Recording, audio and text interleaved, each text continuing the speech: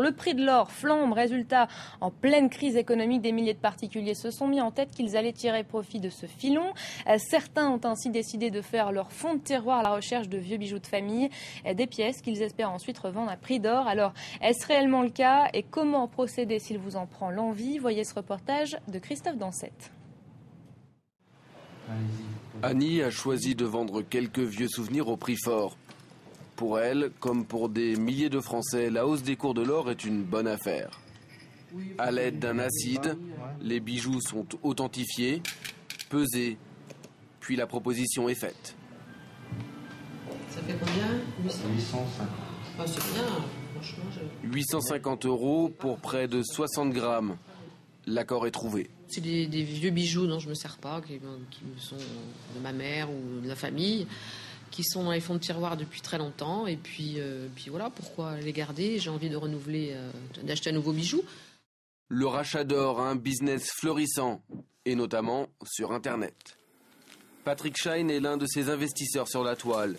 Ici, pas de clients, mais des enveloppes sécurisées de la poste, envoyées par des particuliers. À l'intérieur des bijoux, en moyenne 20 à 30 grammes par colis. La procédure d'authentification est la même que dans un magasin, puis la proposition est faite directement par email. Donc ici, on va lui envoyer une offre immédiatement. C'est 567,32 € moins 45 € de taxes, puisqu'il y a 8% de taxes qu'on doit payer à l'État, ce qui fera un net pour elle de 521,93 €. Un prix plus attractif qu'en boutique, c'est l'un des arguments de vente du patron. Internet a deux avantages. Premièrement, il permet d'avoir moins de coûts de logistique, donc d'offrir un meilleur prix aux clients. Il permet également de désacraliser l'opération, ça veut dire qu'on ne rentre plus dans une échoppe ou dans une bijouterie. On le fait sur Internet, tranquillement chez soi, en comparant les prix par rapport aux différentes offres.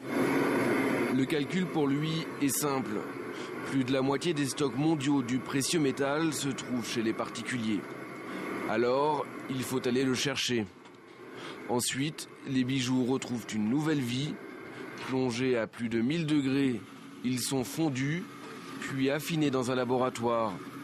Objectif, récupérer l'or fin sous forme de lingots d'1 kilo pour le revendre aux bijoutiers. Ça vaut, selon les derniers cours, entre 31 000 et 32 000 €. Un prix qui n'a pas fini de grimper selon les professionnels, qui le voient atteindre des sommets encore plus hauts ces prochaines années. Alors Philippe Dessertine, on le voit bien dans ce sujet, l'or toujours fascine toujours autant, au point peut-être de créer donc un nouveau business. On le voit là, Internet qui s'y met, du business sur Internet. Est-ce que ça marche? Est-ce qu'il n'y a pas un risque? Et surtout, est-ce que ça rapporte? Alors oui, ça rapporte évidemment parce que, comme vous l'avez dit et comme on l'a signalé, le cours de l'or monte sans cesse aujourd'hui. Et en effet, très probablement, nous sommes sur une tendance à long terme, c'est-à-dire que les facteurs qui poussent l'or, et on l'a dit tout à l'heure, c'est notamment des facteurs de faiblesse de l'économie, des facteurs de faiblesse des monnaies, sont des facteurs durables. Donc en effet, aujourd'hui, le business de l'or, on va dire, et le commerce de l'or fonctionnent bien. Nous avons de plus en plus d'intervenants, y compris des intervenants majeurs, comme par exemple les banques centrales. Donc justement, si je vous comprends bien, c'est un mauvais signe pour notre économie. Là, c'est signe que l'économie va mal.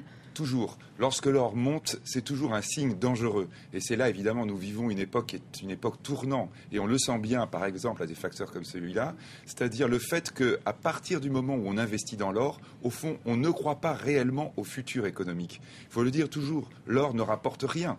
Vous ne pouvez rien faire avec l'or. C'est dangereux parce qu'on rechigne à investir, donc. Exactement. On place dans l'or parce qu'on attend la fin de la mauvaise période. L'or ne vous rapportera rien. L'or n'est pas utilisé sinon à faire des bijoux de temps en temps. Mais malheureusement, ça ne suffit pas à alimenter une économie. Lorsqu'on place dans l'or, c'est qu'on refuse de placer dans des entreprises, dans des activités qui rapportent réellement. Donc les investisseurs sont frileux. Une question, on se demande tous jusqu'où ça pourrait aller, jusqu'où cette flambée va-t-elle aller? Ça fait des semaines qu'on parle de records historiques, ça ne cesse d'augmenter.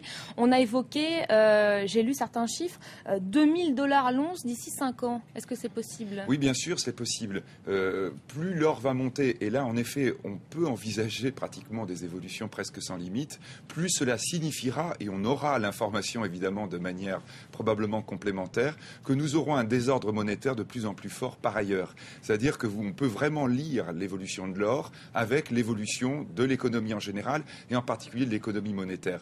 Plus le dollar s'affaiblit, plus l'euro manifeste des risques de difficultés, plus la Chine refuse d'apprécier sa devise, plus les investisseurs manquent de repères et donc préfèrent attendre, se cacher, pourrait-on dire. L'or, c'est les lingots qu'on va enterrer dans le jardin autrefois. Eh bien, c'est exactement cela que l'on retrouve aujourd'hui, c'est-à-dire cette idée que finalement, en attendant des jours meilleurs, l'or présente toujours la garantie de conserver sa valeur. Alors, c'est un scénario un peu pessimiste là qu'on est en train de dresser. Quelle solution? Comment sortir de ce cercle vicieux? La seule solution, c'est évidemment trouver un nouvel ordre monétaire.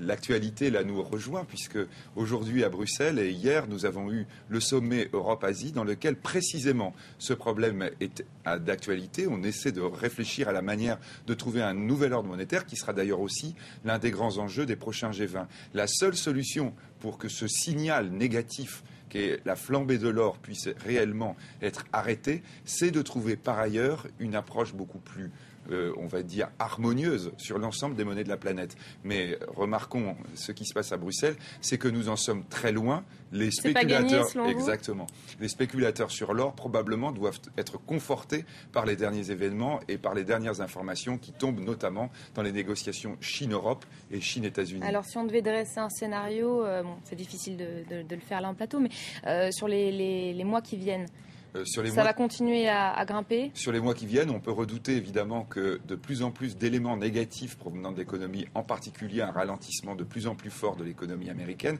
affaiblissent le dollar. Quand le dollar s'affaiblit, toutes les matières premières s'agitent, y compris le pétrole même parfois, alors qu'aujourd'hui on est plutôt en excès de stock du pétrole. Et parmi les matières premières, celle qui sera toujours favorisée sera l'or. Et aujourd'hui d'ailleurs, elle attire dans son sillage l'argent, qui vaut beaucoup moins cher, mais qui au moins a l'avantage de pouvoir être utilisé dans l'industrie. On ne perd pas d'argent avec l'or. Merci à vous, Philippe Dessertine, pour toutes ces explications. C'est la fin de ce Focus du jour. Restez sur France 24. Un nouveau journal débute dans quelques minutes en compagnie d'Arnaud Rivoire.